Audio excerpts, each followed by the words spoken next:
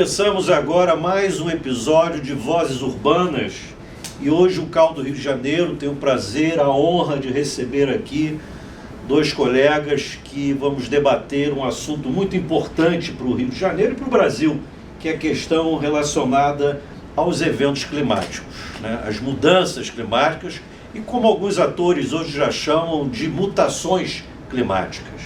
Então aqui comigo a Isabelle Deloy, colega, arquiteta, urbanista, ambientalista, uma pessoa e uma profissional muito envolvida nesse tema da questão da sustentabilidade, da questão ambiental e da questão diretamente do clima. Nós vamos bater esse papo com ela e agradecer muitíssimo a sua presença aqui conosco e também do Wanderson Santos, nosso colega da Prefeitura do Rio de Janeiro. O Wanderson é hoje o presidente da Fundação Rio Águas, portanto, uma pessoa que atua na questão operacional, né, na questão relacionada diretamente ao enfrentamento de um dos grandes problemas dos centros urbanos brasileiros, que são as enchentes provocadas pelas precipitações das chuvas e, de certa forma, às vezes de maneira exagerada, como hoje, por razão das mudanças climáticas, a gente vai constatando e verificando. E não é à toa que hoje vivenciamos essa situação trágica, né, do Rio Grande do Sul. E aí eu começaria já perguntando, primeiramente para a Isabelle, né, essa questão realmente da tragédia do Rio Grande do Sul. A gente tem os dados aqui que demonstram que 2 milhões de gaúchos, 468 municípios afetados diretamente por essa questão dessa calamidade provocada pelas chuvas, né? Hoje são quase 70 mil pessoas no Rio Grande do Sul vivendo em abrigos. Um dado muito apavorante, né, sob o ponto de vista da realidade. Mais de 160 pessoas já morreram, né? Então eu queria começar com você, Isabelle. O que está acontecendo no Rio Grande do Sul? Eu acho que é a falta da importância dos cientistas, a importância dos experts nesse sentido, né, nesse tema no Rio Grande do Sul. Você tem profissionais especializados na área e que foram totalmente negligenciados, não foram escutados. Boa parte do que acontece na minha opinião, é a negligência de escutar o profissional que está ali há muitos anos trabalhando, fazendo pesquisas, produzindo, né, conhecimento e que não é escutado. Quer dizer, a memória,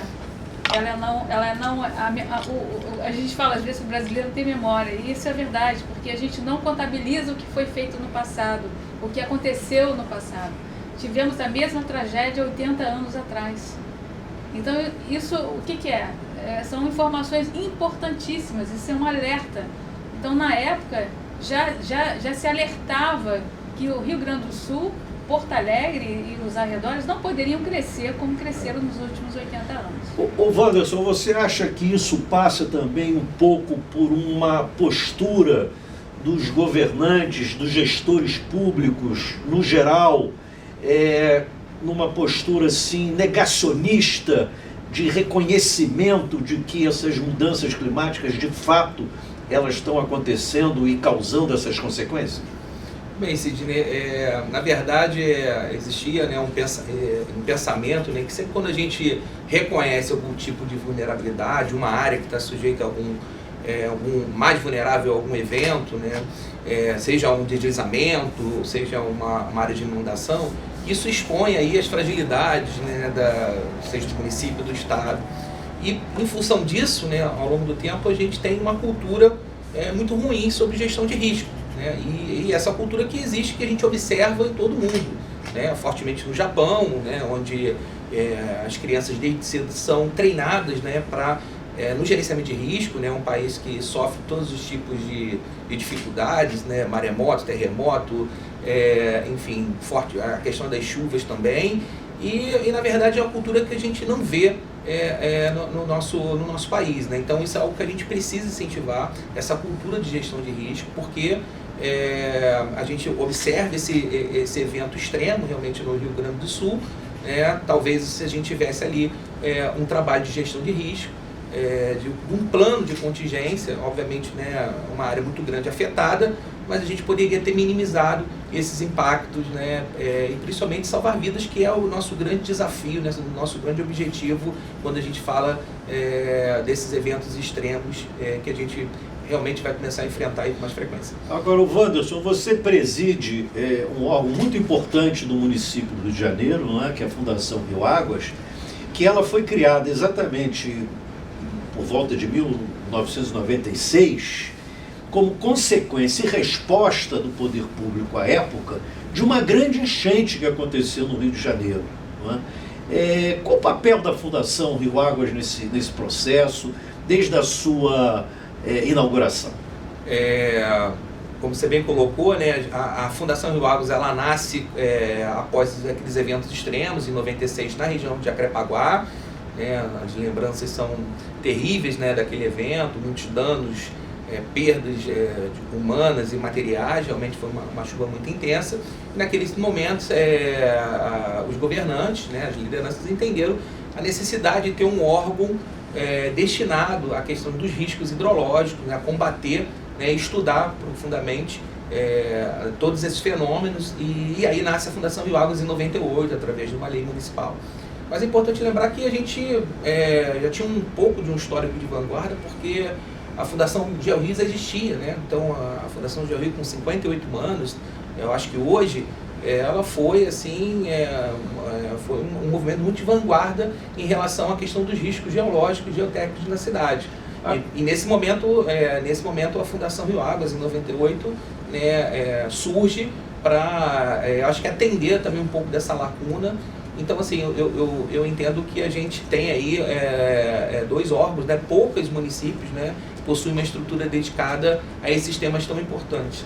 Agora, Isabelle, há uma crítica, né, muito grande quanto à aplicação desses recursos exatamente para essas duas áreas, né, da área de contenção, da área de conservação, sob o ponto de vista orçamentário, não é? Dependendo do governo, dependendo do gestor, essa verba ela é utilizada, é diminuída, raramente aumentada, né? Porque é preciso que se tenha muito recursos, não é, disponíveis para que essas funções aconteçam. E eu perguntaria a você, a infraestrutura hoje do Rio de Janeiro, da cidade do Rio de Janeiro, essa infraestrutura dedicada especificamente, né, à rede de drenagem e à rede pluvial, ela é suficientemente compatível? Na minha opinião, não. O que eu venho circulando pela cidade, Bairro Maravilha, principalmente, eu escuto os moradores ainda dizendo que continua enchendo, continua alagando, mesmo com toda a infraestrutura, mesmo com o aporte, né, da verba pública, é o que eu não escuto, que eu não vejo. Você vê a Cari, por exemplo, há pouco tempo, a inundação que eles sofreram, e quantos também, enfim, ficaram sem o seu teto e com perdas materiais, enfim. E para não perder o gancho, aí eu volto ao Wanderson, sobre essa questão da limpeza permanente, manutenção permanente. Como é que isso funciona, o Wanderson, a nível do Rio? É importante a gente entender, né, esse funcionamento da manutenção da drenagem, do sistema de drenagem da cidade, né, são ações compartilhadas, né, além da Fundação Rio Águas, que tem, em geral, uma atribuição na rede de macrodrenagem, né, que são os rios, né, as galerias de maior porte. Nós temos a Secretaria de Conservação, né, que atua na manutenção do sistema de microdrenagem, né, das galerias menores, e a própria Conlurb, né, também. As redes são atendidas, a manutenção das redes são atendidas por outro órgão, que pela Secretaria de Conservação, certo, e em conjunto com a Conlurb, né, no trabalho de varrição, de limpeza, né, das caixas de ralo da cidade. Então essa operação ela é em conjunto, né, e hoje a gente trabalha, né, até dentro do centro de operações, que é um equipamento importantíssimo, né? Eu estava agora um pouco mais cedo num evento dentro do centro de operações, onde junto com a BNT, né, que lança uma norma de recomendação, né, tendo como o centro de operações uma referência para outras cidades, né. De fato, a gente ganhou muito em resiliência com a criação em 2010 desse importante equipamento, onde a gente consegue reunir todas as agências, todos os órgãos, não só municipais, mas estaduais e federais, também as concessionárias públicas, nessa dinâmica, né, de eventos extremos na cidade e de grandes eventos também. Então, hoje a gente tem uma capacidade de operação, de decidir, né, muito mais organizado e muito mais em conjunto com os outros entes que participam dessa operação. Sob o ponto de vista da gestão urbana, né, nós que atuamos no planejamento urbano, os arquitetos, arquitetas, urbanistas, nós sabemos que existem duas grandes frentes, né, Isabela, de atuação do poder público, né, que é o poder local, que é o responsável por essa gestão. Uma delas é a limpeza permanente dos rios, das galerias, dos canais, dos córregos, principalmente em tempo seco, né? Não precisamos esperar que as chuvas aconteçam para fazer essas limpezas. E a gente verifica que esse ritmo, ele às vezes é bastante inadequado e ele não consegue atingir de fato uma ordem de grandeza que nos permitisse dizer que os nossos rios e as nossas redes estejam realmente apropriadas e preparadas para novos eventos de chuvas. E uma outra ação também tem a ver com o planejamento urbano diretamente, que é a questão de você garantir a permeabilidade do solo através da própria lei de uso e ocupação, né, que é de ação e responsabilidade da prefeitura. Outro dia a gente conversava numa roda de colegas e tem coisas assim emblemáticas, entende?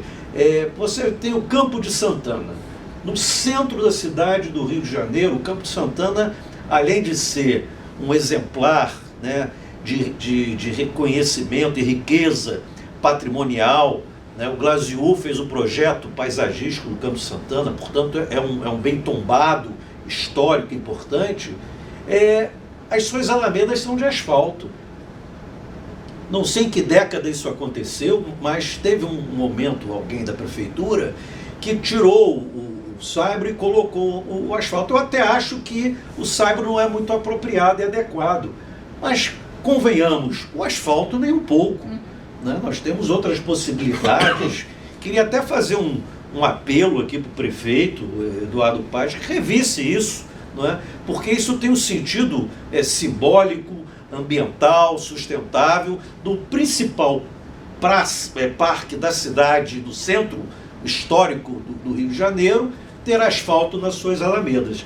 Já passamos da hora de demolir esse asfalto e implantar ali talvez um sistema de concrete, algum tipo de tecnologias que hoje estão disponíveis, né? Mas que a gente tenha o sentido de manter a permeabilidade do solo. Quer dizer, seria uma ação muito mais simbólica, né, do que uma ação efetiva propriamente dita.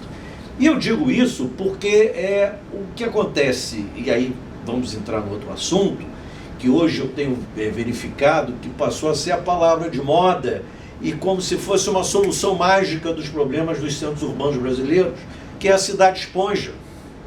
Né? Que a cidade esponja... Então, é um conceito muito importante, muito interessante, né, desenvolvido pelos chineses, por um arquiteto chinês especificamente, dentro de uma realidade, de um contexto socioeconômico de outros países. E quando se fala isso aqui no Brasil, em particular no Rio de Janeiro, Wanderson, eu vejo o seguinte: as nossas faixas marginais são todas ocupadas indevidamente. As faixas marginais são as nossas esponjas, porque são as áreas naturais e com previsibilidade de inundação em tempos de cheias. E quando isso acontece nas nossas cidades brasileiras, no Rio de Janeiro, aqui na Baixada, no próprio centro do Rio de Janeiro, é uma calamidade, porque nessas faixas marginais, que segundo os conceitos, né, de cidades esponjas, seriam parques urbanos, são habitações inapropriadas, inadequadas, invasões e muitas já consolidadas. Como é que você vê essa questão, entrando um pouco aí no social, com relação a essa realidade, Isabelle? Bom, primeiro, concretam cada vez mais os nossos rios, isso é péssimo. E segundo, não existe a fiscalização. Então, você começa a ter habitações irregulares justamente nas margens dos rios e de canais.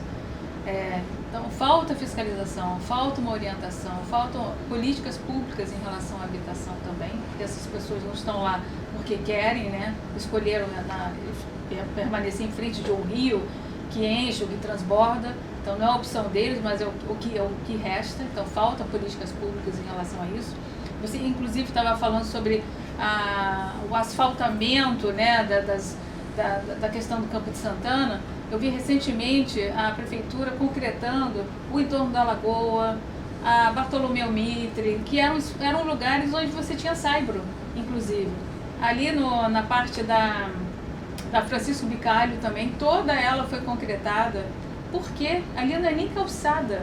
Quer dizer, se diminuindo bastante a área da permeabilidade natural, não é? Exatamente. Então, assim, eu acho que deveria ser revisto, ainda mais hoje, com mudanças climáticas, a gente precisa realmente drenar essas águas. E esses rios canalizados, como o Rio Acari, eu passei lá semana passada, tem assim pelo menos umas 4 ou 5 carcaças de carro, completamente assoreado, e é um rio que você vê que não tem margem nenhuma, né? Não tem mata ciliar. É um grande corredor onde você vai ter um fluxo de água absurdo que não vai ter onde parar.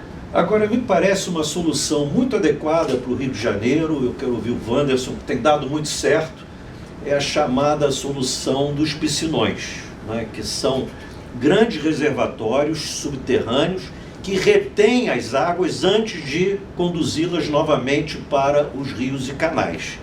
E nós temos aqui na cidade do Rio de Janeiro um bom exemplo disso, e eu queria que você falasse um pouco sobre essa solução, porque me parece que o projeto completo ainda não foi implantado, né, dos 5 piscinões, parece que nós só temos 3 piscinões funcionando, e que você falasse um pouco como isso está funcionando e se há previsão de expansão desse sistema, inclusive para outras regiões da cidade, que são regiões consideradas assim historicamente, né, inundáveis, não só da região norte, como Isabelle falou, Acari e outras áreas do subúrbio carioca, mas na própria Zona Sul, no Jardim Botânico, por exemplo, que sempre o rio aflora novamente e acaba passando e ignorando a própria Avenida Jardim Botânico. Wanderson, como é que está funcionando isso? Isso me parece uma iniciativa muito boa, né? Sidney, vou só voltar um pouquinho ao tema anterior, em relação aos investimentos, né, a gente que, principalmente na parte do custeio, né, que é a limpeza e a manutenção dos rios, a gente, de 2021 para cá, nós triplicamos, né, os recursos destinados à limpeza, né, de rios. Então, por isso que em 2013 a gente alcançou uma série histórica, né, a prefeitura acompanha esses números. Estamos falando de ordem de... Hoje a gente saiu de em torno de 20 milhões para 60 milhões esse ano.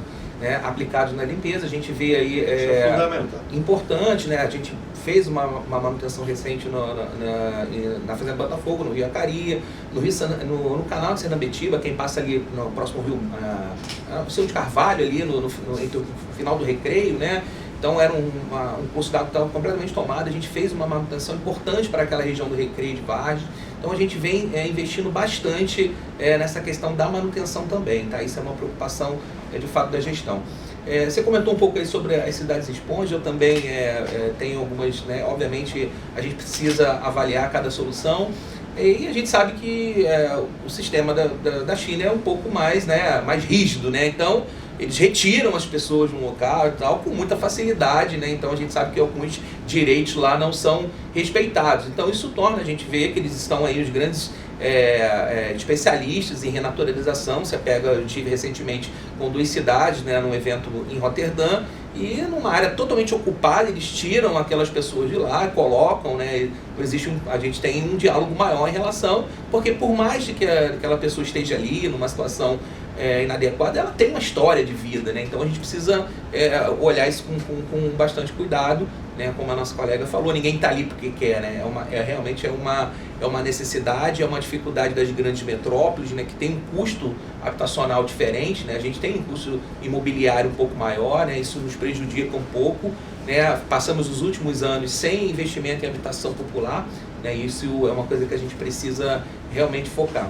E para a gente entrar na solução dos piscinões e pegando um pouco dessa questão das soluções baseadas na natureza, que cidades expõem, tudo que a gente está comentando nesse momento, na drenagem, né, eu brinco que a gente só tem 2 possibilidades, né?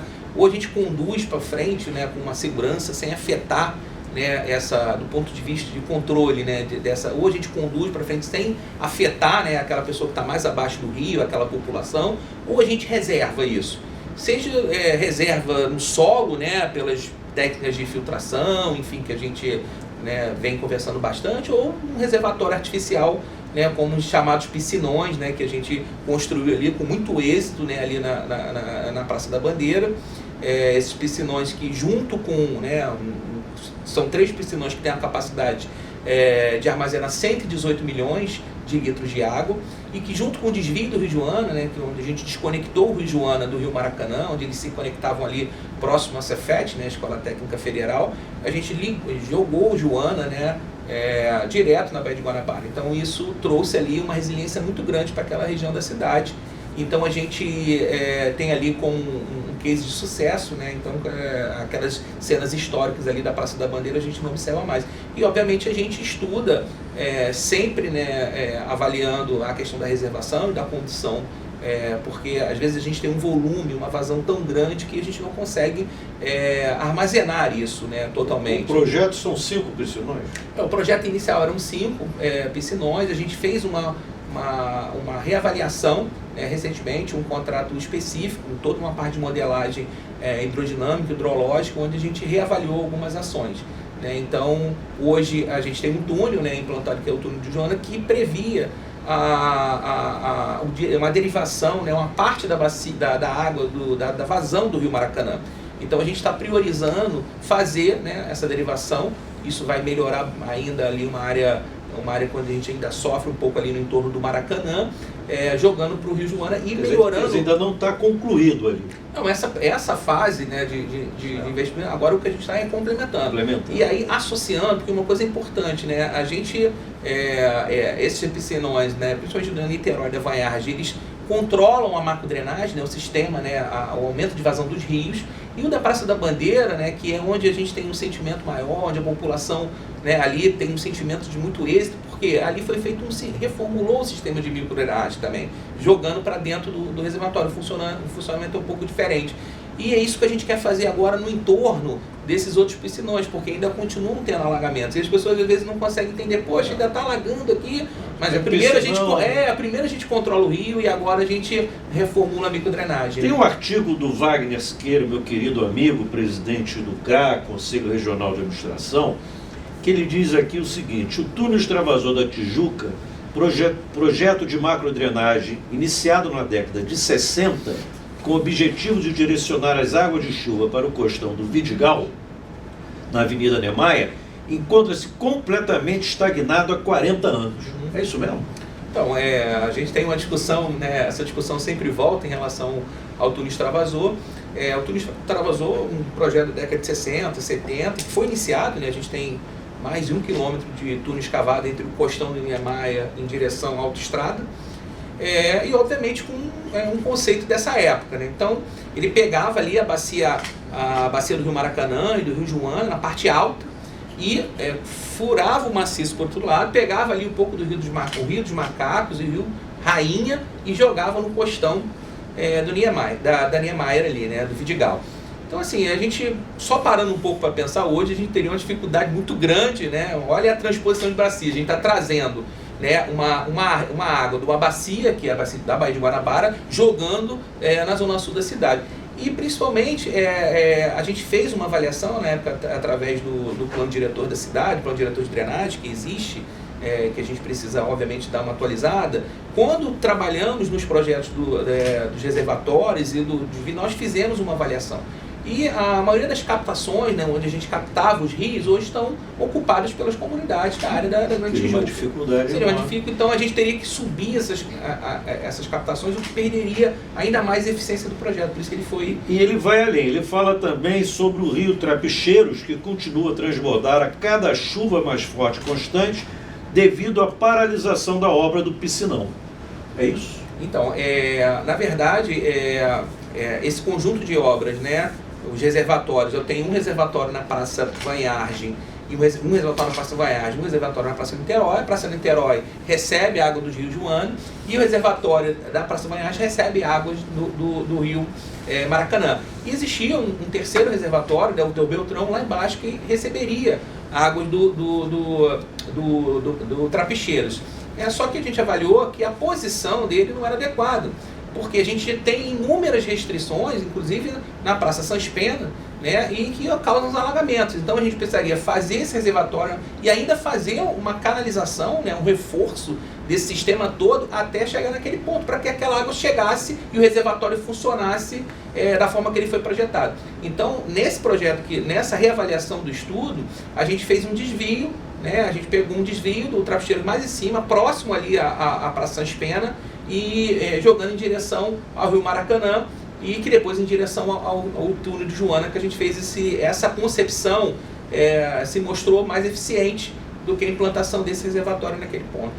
Ô Isabelle, já partindo aqui para o final, né, do nosso programa, nosso bate-papo, nossa conversa, quais são as iniciativas, o que você propõe, o que você acha que deve ser realizado para que o Rio vire realmente uma cidade resiliente, que o Rio de Janeiro possa ser um exemplo de tantas coisas boas que já foi e que continua sendo, né, para o Brasil e para o mundo? Qual é a sua avaliação? Qual é o seu sentimento? Inclusive com a experiência, né, profissional, a sua vivência que você tem sobre o futuro próximo e curto para o Rio de Janeiro.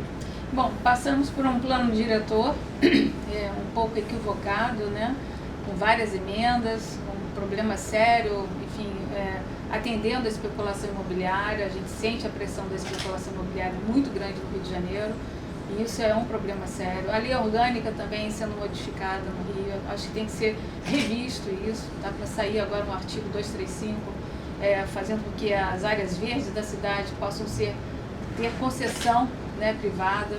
Isso não é interessante, porque se a gente está falando de drenagem, né, de resiliência, então a gente tem que manter essas áreas verdes no Rio de Janeiro. A arborização urbana é fundamental. O que nós estamos vendo na cidade é um corte generalizado de árvores, né, sem muito contexto. As pessoas ficam estarrecidas, às vezes, quando vê a Conlurb já, né, podando uma árvore, as pessoas já ficam preocupadas, o que na realidade deveria ser ao contrário, né? Ela deveria estar ali protegendo aquele vegetal, que também ajuda, né, na questão da drenagem, enfim. Então, a arborização urbana, o nosso plano diretor de arborização urbana, o PEDAL, importantíssimo, que até agora não saiu, só está no papel, não chegou nos finalmente, não está sendo aplicado. Enfim,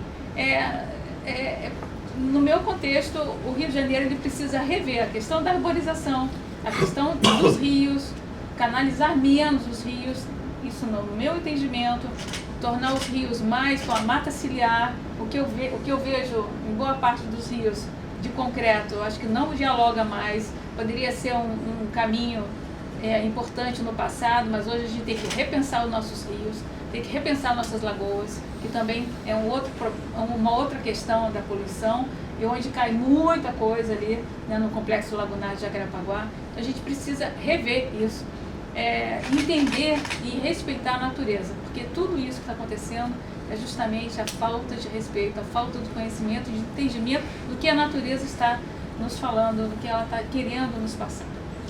Ô Wanderson, e também para concluirmos, A nível aqui da cidade do Rio de Janeiro, da prefeitura, o que você poderia adiantar para os cariocas e visitantes e fluminenses, enfim, sob o ponto de vista do Rio, se preparar cada vez mais como uma cidade resiliente?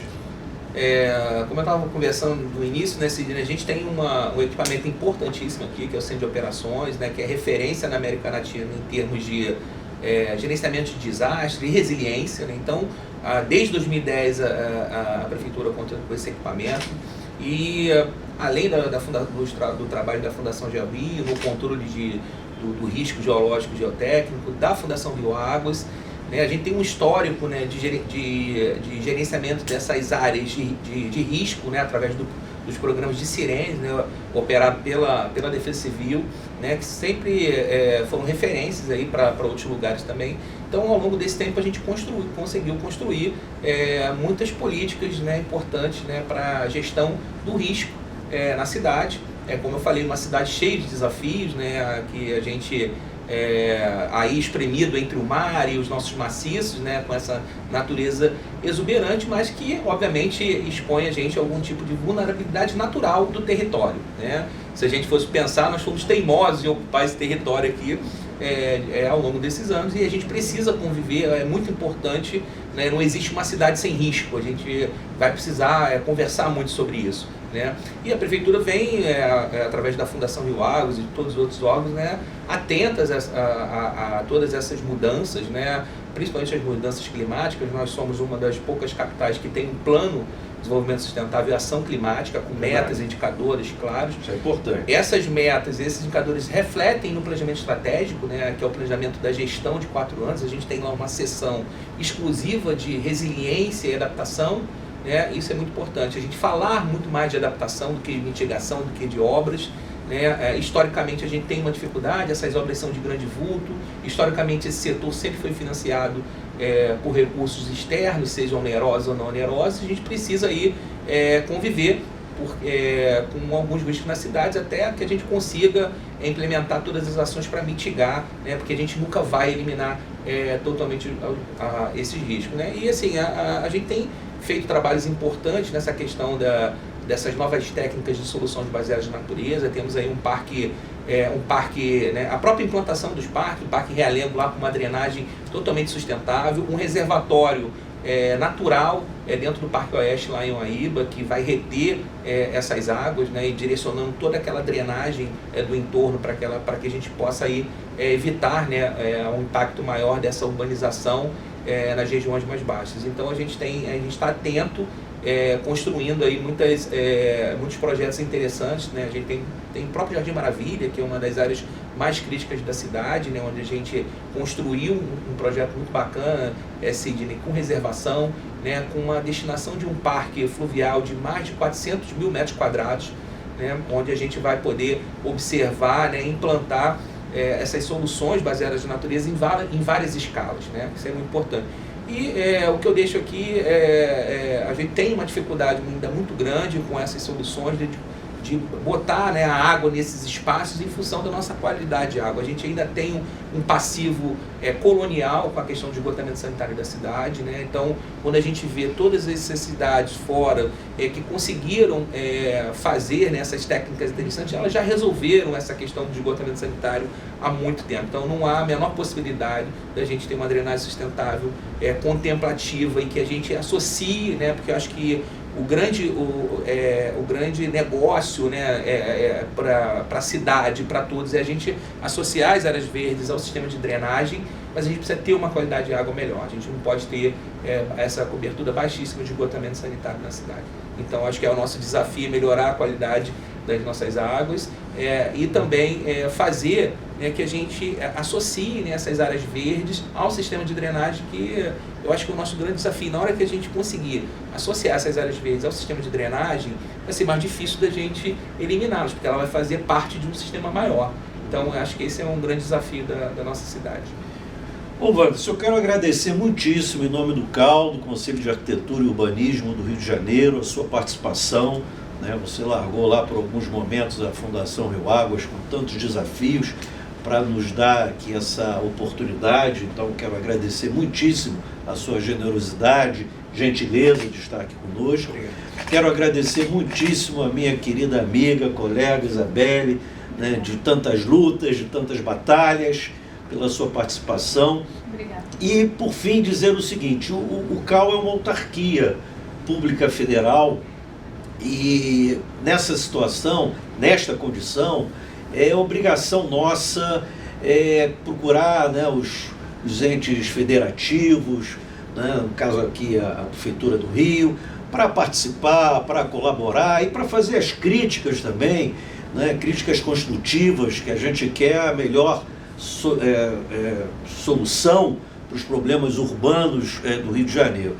E aí eu te perguntaria, inclusive, Wanderson, que seria possível nós marcarmos uma visita lá ao sistema do Piscinão, a gente fazer uma visita técnica? Seria possível agendarmos isso aqui com o Cal, Isabelle, outros colegas, né? Faríamos um pequeno grupo, de no máximo aí uma meia dúzia de colegas interessados nesse tema, para a gente exatamente conhecer de perto e ter a oportunidade de poder verificar esses avanços que estão acontecendo, né, na área do combate às enchentes na cidade do Rio de Janeiro. Para a gente vai ser um prazer, Sidney, poder recebê-los. A gente vem recebendo bastante visitas, né, assim, lá no sistema ali da Grande Tijuca, e a gente fica ali muito feliz de poder receber, fazer uma pequena explicação ali de como é que funciona, né, todo o sistema, e enfim, a gente fica à disposição para receber. Então, maravilha, está feito aí então o entendimento, faremos essa visita, vamos divulgar isso, e mais uma vez agradecer muitíssimo a vocês pela participação desse episódio Vozes Urbanas do CAL do Rio de Janeiro.